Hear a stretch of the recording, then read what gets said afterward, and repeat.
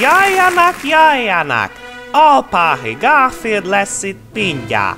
A narancsárga pufók macska kalandjai felnőtteknek. A falág cirmos életének legvidámabb pillanatai 63 év alattiaknak. Nem sokára kezdődik most.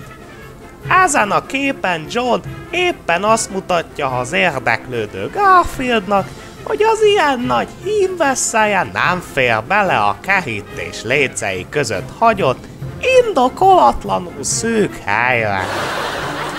Garfield szomorú, mert Ubu nyerte ellene a fülből péniszhajtogató versenyt. Ubu viszont azért nem lelkesedik, mert ő ezt bármikor meg tudja csinálni.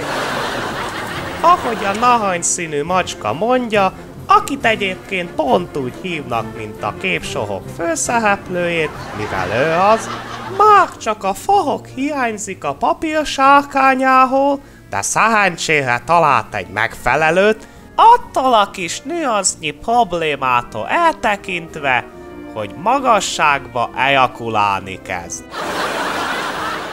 A pufok kandó már megint valami huncutságon töri a fejét, s véghez is viszi tervét, mikor a nagy narancsszínű farkát beilleszti a korhadt öreg fán található vagina alakú mélyedésbe, aminek láthatóan nagyon örül. Garfieldnak eddig fogalma se volt róla, hogy Ubu még a levegőbe is képes kielégíteni magát. A fantasztikus teljesítmény előtt megilletődve tisztelet.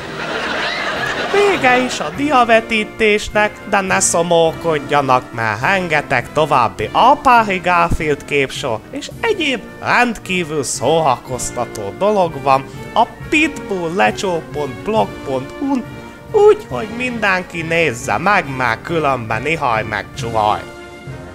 A viszontlátásra!